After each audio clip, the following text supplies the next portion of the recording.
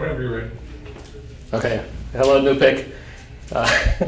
I'm Subutai. Matt asked me to talk about multiple fields in NuPIC, so I threw together some notes, and I'll just go through that because I know that's there are a lot of questions about that on the mailing list, and I think thinking about multiple fields in NuPIC, it's very different from how you think about it normally in machine learning.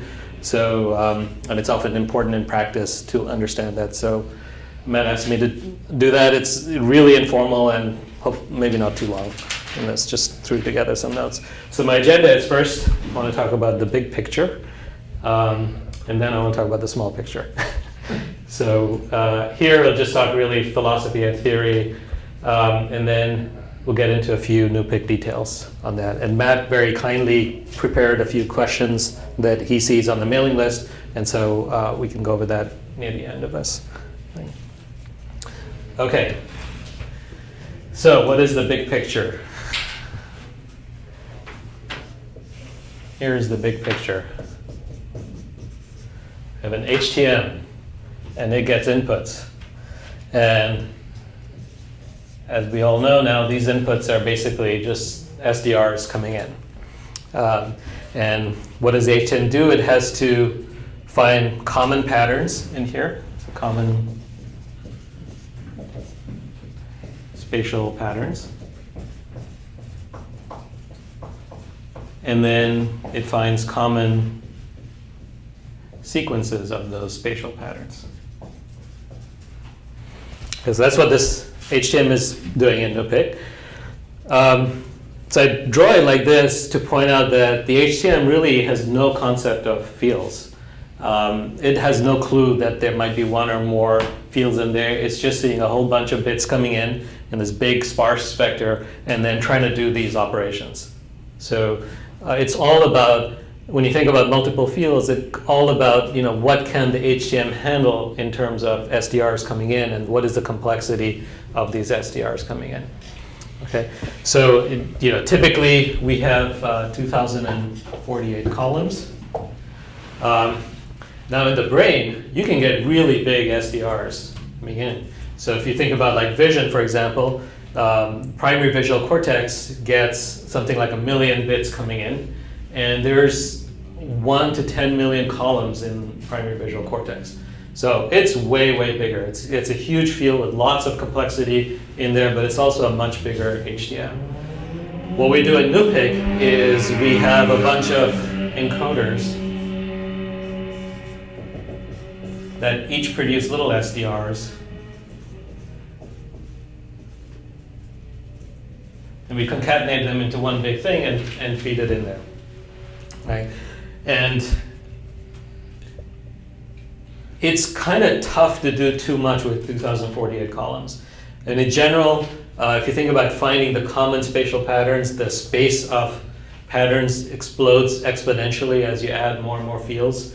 And so in general, the common spatial patterns are going to explode exponentially as well.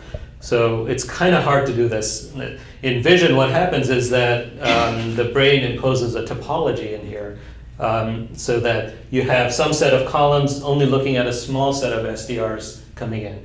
Another nearby set of columns looks at another small set of SDRs. In the case of vision, you can do that, and the topology really restricts the space that a set of columns is looking at the input. So that really helps in the problem. In NuPIC, the way we use it today, we have 2048 columns, and typically there's no topology, so the more fields you add, every column has to participate in understanding the full richness of the space. And it gets hard, basically. And you're running up against curse of dimensionality and issues like that. So that's the problem. And typically what we found in practice is that in this kind of a scenario, we can handle between 1 and 5 fields pretty well. Anything, this is of course just rule of thumb, anything beyond that, I think you really need to rethink how you're doing this. Either you need more columns, or you can impose a topology, or use multiple HTMs or something to reduce the space. But we find this is kind of the range where it works okay. And then as you add more fields, say even if you're getting to 5 fields, if you really want the spatial pooler to learn common spatial patterns and the temporal memory to learn common sequences, you're going to also need more data. So, 1 field you need less data, and then at 5 fields you're going to need a lot more data. So that's another confounding factor. And often in practice, you don't have enough data to really handle 5 fields properly, even though technically you could here. So that's another consideration. So typically in the way we have the typical parameters we use, 1 to 5 fields is kind of the range that you should be thinking of. And then if you add more fields, you really need a lot more data for it to learn the common patterns and stuff like that. If I can interject, finding 100,000 rows of data is hard enough. Finding 5 fields where you can get 100,000 rows of data is difficult. Yeah. I mean, we found often that down here you can get, with 1 field or even 2 fields, you can get by with about 1,000 to 3,000 rows of data or so, roughly. But you will need quite a bit more here. So what would be the range with 5 fields? I don't know. I don't have a good feel for that. I don't have a good data set where we really had to go through. Or maybe just like 2 or 3? Do you have other? Yeah, 2 or 3. I mean, 2 is not too different from 1. So you can start kind of say in this range. This kind of in Grok IT and in our anomaly detection, we typically have a time of day as well as the scalar metric in NAD, for example. So this range is pretty okay, 1 and 2. I don't really have a good feel for 5. We've very rarely really gone to that. But I'm pretty sure you'll need a lot more than this. Another question is if the fields are somehow correlated or they share some information. I'm going to get to that. Okay. That's a really good point. Okay. All right. So, so that's one point I wanted to bring up is that the number of fields in general that you can handle with no topology and with 2048 columns is kind of restricted. Okay, so that's the first point. I don't know where. Should I draw here? Okay, so the second big point is, so what is the HTM doing with all these fields? It's coming in, well, it's, it gets a stream of data, it finds these patterns and sequences, and then it's making predictions about the future. Okay, and let's sort of highlight what this looks like from an HTM's point of view. So let's say you have a predicted field, and then you have some extra field 1 and extra field 2, and here you have time. So you have data coming in at different points in time. Let's see here, time. So here you are currently at time t, and this is time t plus 1. So what the HTM is doing is, what's this color here?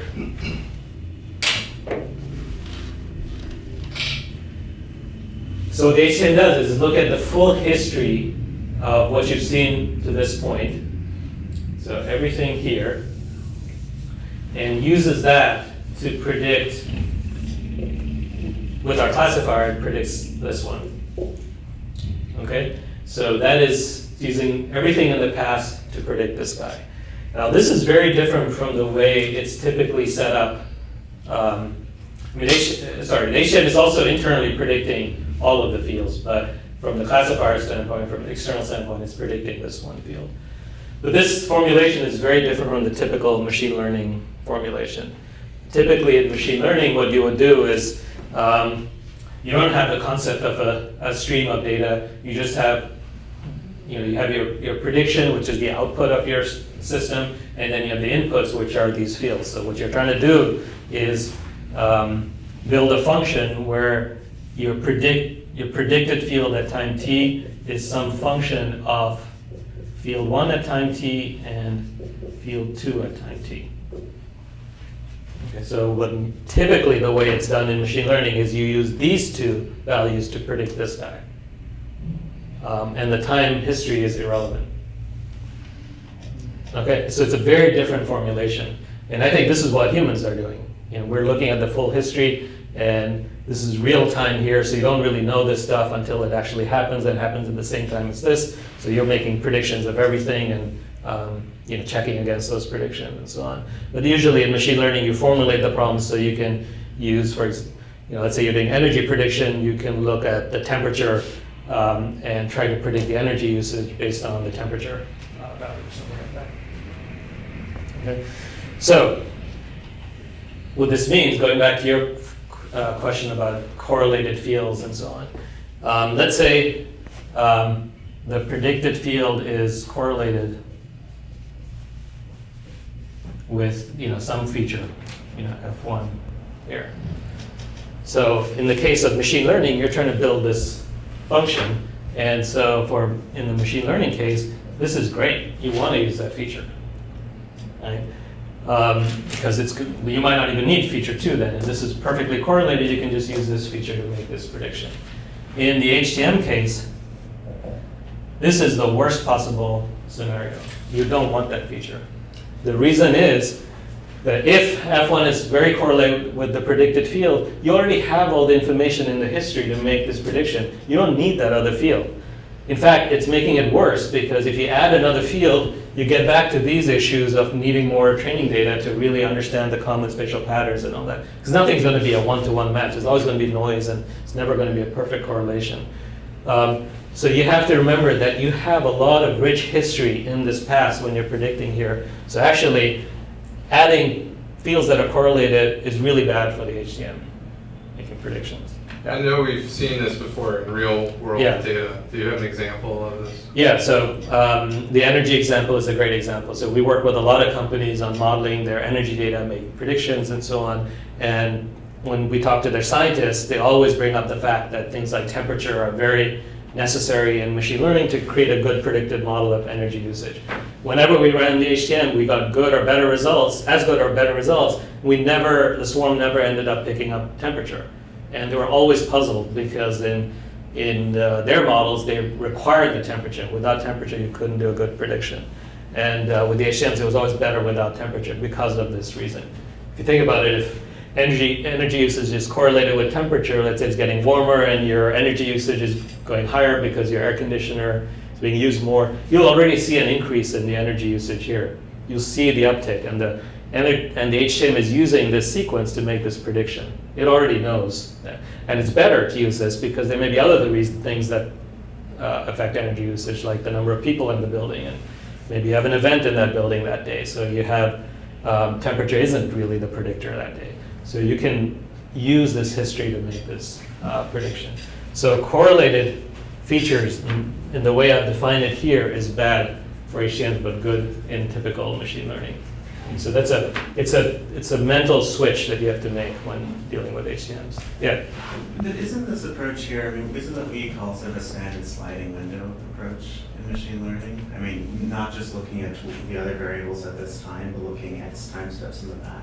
Yeah, so you could do something like a TDNN, for example, which is uses the last n inputs and put that in as well. And I bet in that case you wouldn't pick up on temperature either.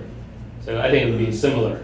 It's not typically used, but you could, so I think what I'm saying is applies to most streaming models and sequence models, not just HTMs. But yeah, if you use the past context to predict this, as long as you include the predicted field.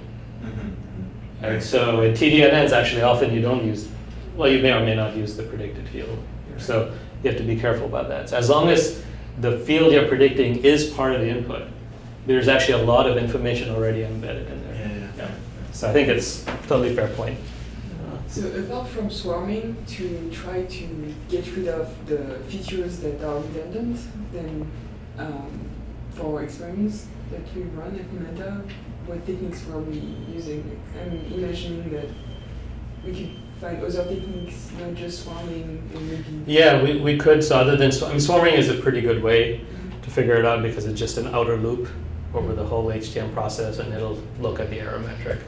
But without running the HTM, just looking at the correlation. Yeah, you could try to see, is there the thing is, correlation is too simplistic a relationship, so it's not just about correlation, it's also about high order sequences and sequence information, so which is more complicated than correlation. So that's why in the end swarming will find the redundant features more Yeah. or better than other things. Yeah, you could try something like mutual information, maybe that would work better, I don't know. Maybe if there is, but you have to always include the predicted field, so if using this, if you look at the mutual information with the next point in time versus including both of these, if you're better with both, maybe it's, I don't know, but we haven't really explored that stuff. Okay, so temperature is an example of that.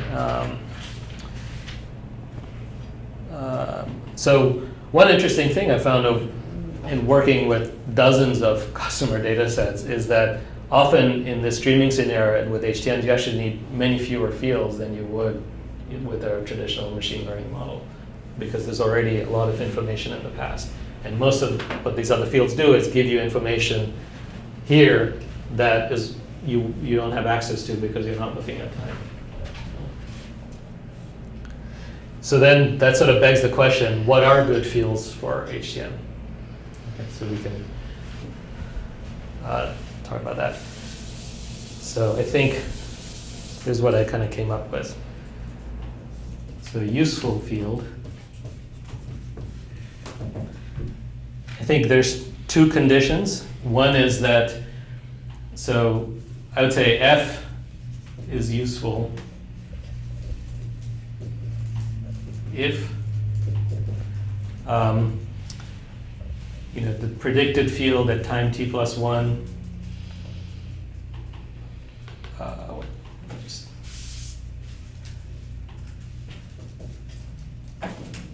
what notation am I using today? F of t can help predict the predicted field at time t+1. Okay, so it's not a relationship this way, it's a relationship this way. But not just one step, it could be many steps back, right? In time. Like Yeah, F yeah. at t minus a 10. Yeah, that's true. That's a good point. Yeah, or maybe f of t minus 1, or t minus whatever. It's somehow f at time less than t+1 helps predict time t+1. Great. Okay, that's good. And it provides information not easily found in the previous stuff. So it would be like P of t minus 1. And if you include some other fields, then you would include that too.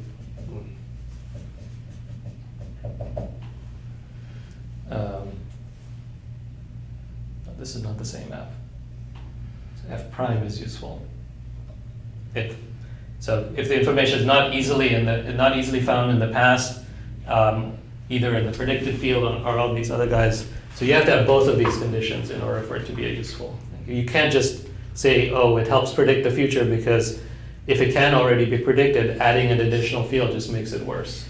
So I think you have to have both conditions. It's not easy to figure this out intuitively, kind of your question. So the swarm is a decent way to figure it out, but you sometimes get counterintuitive results because of what I It's thought. almost like when you look at the SDR that you concatenate, when you concatenate all those SDRs for similar labels, you want to have SDRs that will become almost orthogonal, because this feature, if it's useful, it will create the bits that will make it differentiable for different labels.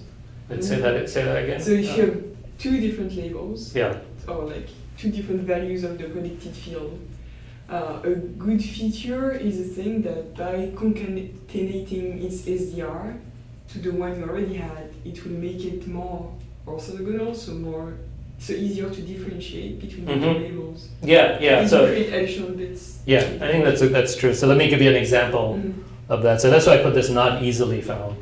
'Cause sometimes if you look at like energy usage, say you're doing hour by hour energy usage, we often find that adding day of the week will help make the prediction. Now, if you really look at the sequence, the information about day of the week is actually in there because it repeats, every 7 days you get a repeating cycle, roughly repeating. So it's in there, but if you're doing hourly prediction or every 15 minutes, that's a really high order sequence. And so in order for the HTM to learn that, you need tons and tons of data. So adding day of the week can help, and that's why I put this not easily found. So day of the week makes it much easier. Now the HTM only has to learn much shorter sequences. I have an example that I've been trying, and it's the rodent baiting example, where I've got so much data about 311 calls for rodent problems in Chicago, which I would assume, I'm sorry, it's not rodent baiting, it's tree debris. I'm fixated on the rodents. Okay, tree debris. So that should be. It's not rodents in trees. It could be, but that's squirrels. Okay. It should be directly affected by inclement weather, and that's data that would not be in the data itself because that's a random sort of cause of tree debris. So you say let's say you get some storm, and that leads to a lot of tree debris, and then you get a spike in 311 calls, and shouldn't that be a good field?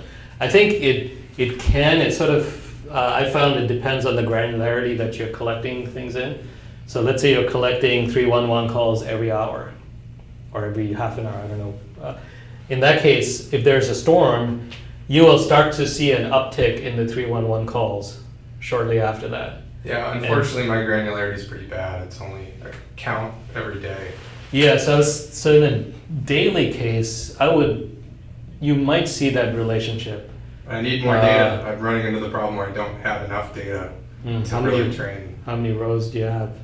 I don't know off the top of my head, but there's not enough history of inclement weather causing 311 call increases in my data set. Yes, Yeah. Yes, that's exactly this data problem. Yeah. You have to see enough variation here for it to pick that. Yeah, maybe that could be why. Yeah, I think so. But let me give you an abstract example of something, of what kind of fields could be helpful. It's very related to what you're saying, actually. So let's say you have daily retail sales, and then you have, is it a holiday today? So you might have 1.2 million in sales, 1.6 million the next day, and there's no holidays, and maybe if there's a holiday, you get a sudden uptick in sales. So you have 4 million in sales, and this is a holiday. And then you go back to 1.3 million, it's not a holiday, 1.1, not a holiday. Okay, so here's a pretty random thing that happens, and it leads to an uptick in sales. Do you guys think this feature would help in the swarm? Matt's saying no. Why is that? Because it's a direct correlation in that one time slice. Yes, exactly. Yeah. So what I found in this exact situation is if you change this a little bit to say next day is a holiday, and you do it like this. So now this is predictive of that guy.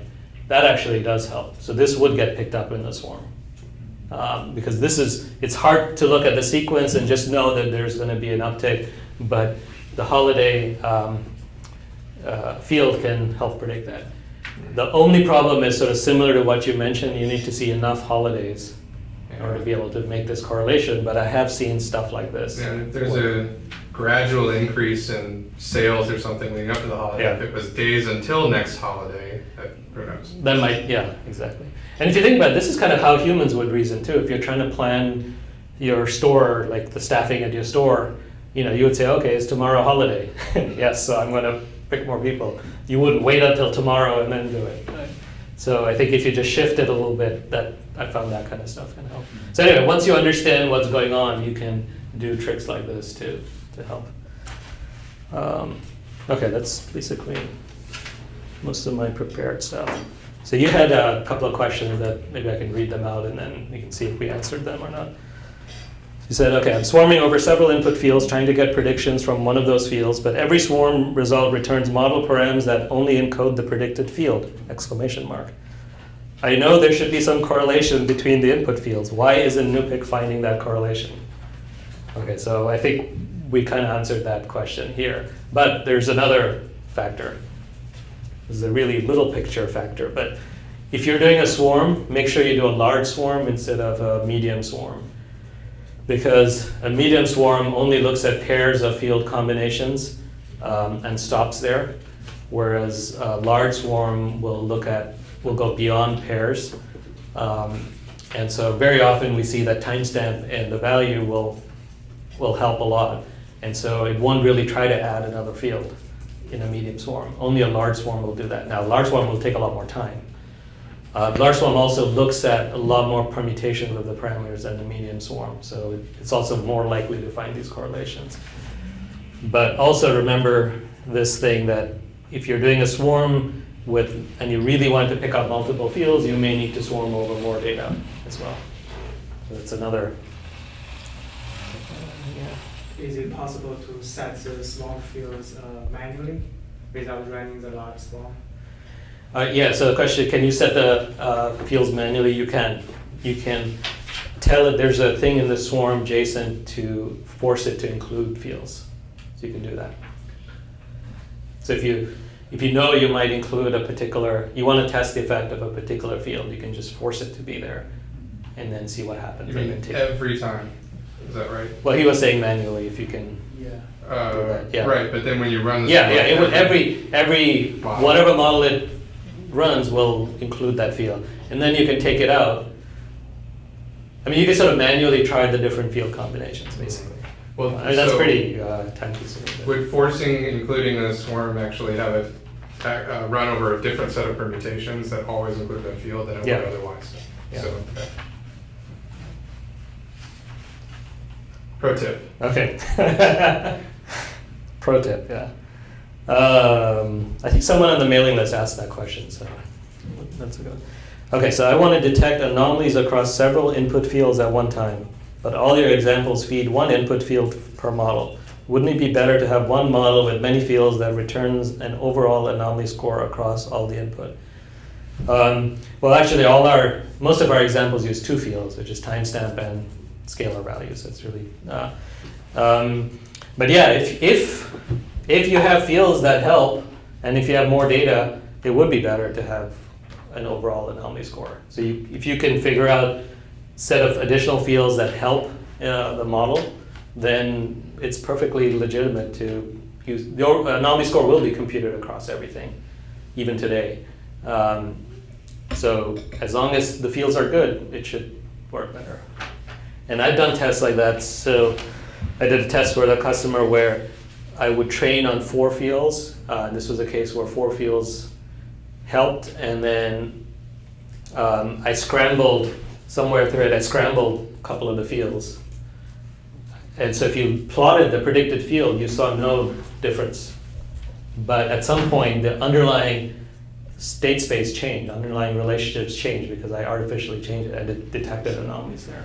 So it can detect multivariate, pretty sophisticated multivariate anomalies as long as the overall HTM model is good.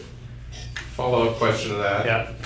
Since there is really no swarming mechanism to find the best anomaly detection model, Yeah. how would you suggest constructing the model parameters for multivariate anomaly detection? Yeah. So we don't have a good metric to optimize for anomaly detection. So what we've been doing is optimize the prediction error metric. So build a prediction model. And the same principles kind of apply. And then take the best prediction model and just run it as an anomaly model. So if I've got many inputs, I could run a swarm individually for each different input field to get the encoder parameters that are best for predicting that one field, and then sort of paste them all together in one model parameters. Well, you could run a swarm that checks all the combinations for you. So if you do a large swarm, But- it will but check you- more But combinations. you're still picking one field to predict in that case. Yes, yes, yes. And Yeah. Oh, I see what you're saying. Yeah, you could do a swarm to predict each of those fields, and then yeah, then you get the best model to predict that one field, and then you can mix them all together and change it to an anomaly, temporal anomaly model. okay. Yeah, I don't know that. I haven't tried that. I don't know if that would or would not work. Isn't that like assemble models in that case? Yeah. Yeah, so there's sort of two ways to do this that I've seen. There's the one we do with Grok for IT, Mm-hmm. which is you run them all individually and there's no correlation between any of them, and then you do some post-processing to decide when an anomaly Right. occurs. Right. And then this other method that right now we have somebody in the mailing list trying to do, and I've been really curious about how it would be. Yeah. If you have the one issue we have right now with the swarming, and there's a GitHub issue filed for this, is that the range of parameters that the current swarm looks over is not ideal, because we've made changes to the spatial pooler and we need to update some of those parameters. And so even if you run a swarm, you might find you have to manually tweak it until we get that issue resolved. And if you just have a scalar value or a scalar value and a timestamp, I would say just use the values we have in NAB or one of our anomaly models and just go with that. Don't even bother tuning it. Even for all the scalar input, the encoders for all the scalar input. Yeah. But something that's interesting, maybe to see if the feature is useful, is when you take two rows, right? You look at daily retail sales, which Yeah. is your predicted field. So 1.2 and 1.6 are semantically similar, so they have big overlap with their SDR. Yeah. But if you look at the same rows and you take the SDR of next day time holiday, false and true have Mhm. very different, like very little overlap. So if you see that at same row or same number of the input record, you get a big overlap for one feature but a small overlap for another one, then it means it's useful. That could be like Yeah. So so you would hope the temporal memory would pick up on that and learn a sequence from that. Yeah, When the exactly. first time it sees it, columns will burst because it's not going to match any sequences, But and then it can learn a sequence. So I'm saying even outside of the HTM, so without running a swarm, Mm. you could actually find that the feature is useful just by looking at overlaps after the encoder. So not even using the HTM at all, just saying I'm encoding this, like encoding feature 1, daily retail sales, and then encoding feature 2, next day is a holiday.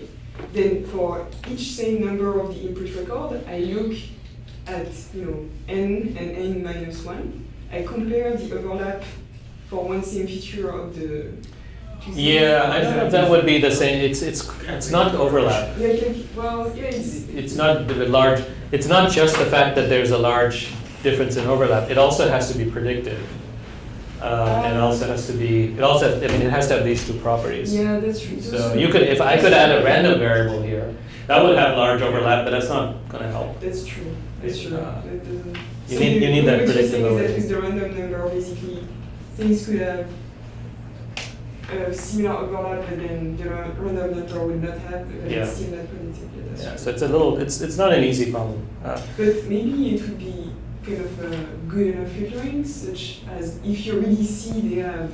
Yeah. So maybe it's not true to say it's predictive, but maybe it's good to say it's too correlated, so not taking it into account. Yeah. It's like a pre-filtering, not saying it's Right. perfect, but at Right. least you Yeah. can get Yeah. That might be it. better. Yeah. That could help you sort of save some swarm time. I don't know if it's that useful. Okay, last couple of questions. If I'm running many anomaly models, each with one input field, how can I combine all the anomaly outputs together in a way that classifies anomalies across all inputs? So let's say we have 5 different metrics we're monitoring and we're doing anomaly detection on each one independently. So we're getting an anomaly likelihood score for each one. And now you're saying, how do we combine all of them together? So I think there's a good answer to that. So basically, if one of those metrics shows an anomaly, so intuitively, one of them shows an anomaly, well, that's rare and interesting. But if 2 of them show an anomaly at exactly the same point in time, then that's really rare, right? And you should pay more attention to that. So one suggestion I have is to take the sum of the log likelihoods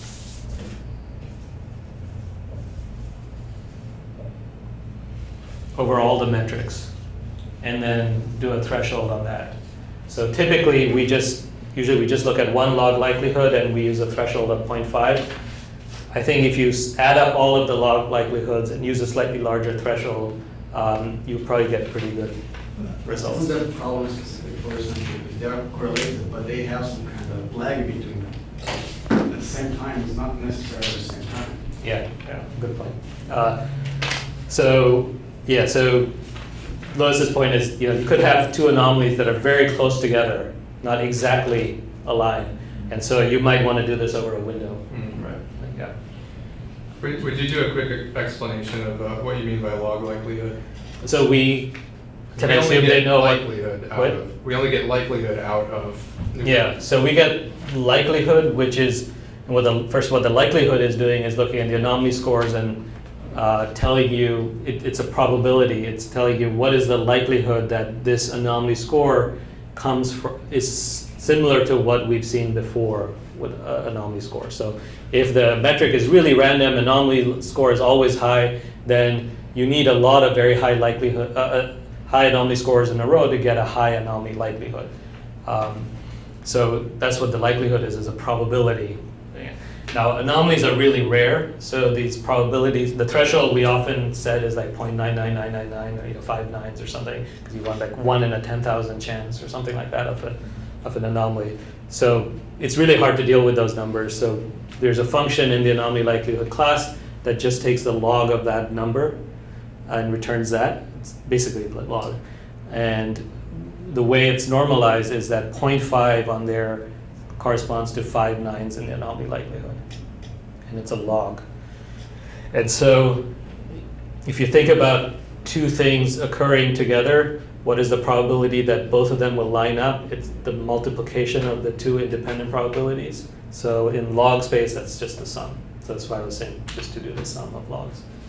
Makes sense. It's just an extra function call in there. I think it's easiest to look at the log likelihood. You can just say 0.5 is your threshold. You can do it. Otherwise, if you look at the likelihood, it's really hard to tell in a chart the difference between 0.999 and 0.99999. So you might want to do something like, let's say you have two of them. Each one normally would have a threshold of 0.5. You could add them up and have a threshold of 0.8, which would be lower than 1. And so that means if both of them are 4 nines instead of 5 nines, maybe you should pay attention to them. Whereas if one of them individually was at 4 nines, you might not pay attention to that. So I think this is a good one, and I think Lois's point is really good. You might want to do this in a window. We haven't really tried this. Isn't the log likelihood always negative? If you have a probability and you take the log of that, you have some negative number. Yeah, I think we scaled it somehow. Okay. I forget the exact number. Okay, I think that's. Oh, you had one more. This is nothing to do with anomaly models. It's a completely separate question. So, how am I supposed to handle data that comes in at different intervals when swarming or feeding data into NuPIC? At some timestamps, I don't have input for all fields. What should I do? So I think you can think about it here. Let's say here. Let's say field 1 only is updated every other iteration. And so let's say this is updated every half an hour, this is every 15 minutes. What should you do here? I think the simplest thing is just to copy this guy over. It's the easiest if you don't have any other information. Because that's basically staying constant for that half an hour. And you could have a more complicated model of this. So if you know, like for example, if this is day of the week, let's say, and this is hourly data, day of the week would only change every 24 rows. So you could say this is Monday, and this is Tuesday, and this is Wednesday. But what we do instead is we convert the week into a scalar encoder. So Monday, the difference in Monday and Tuesday, Monday slowly changes to Tuesday, slowly. So you could do that too, something like that. But the simplest thing, if you don't know anything, just copy it. If you don't know what the next value is going to be, you can't really gradually Yeah. get to that. This is a common problem with Riverview because all the data is coming in at who knows what intervals, and sometimes not at all. Yeah. So, So- it makes sense to copy it over because that's all you know. Yeah, that's all you know. Yeah. I think that'd be better than leaving it out or something. I don't know. Or that putting you- in zero. Don't put in zero. Don't put in zero. Whatever you do, don't put in zero. That's the worst thing you could do. Okay, any more questions? I mean, did I answer all your questions? Okay. Yes. Cool, great. Okay. Thank you, Thanks. Subutai.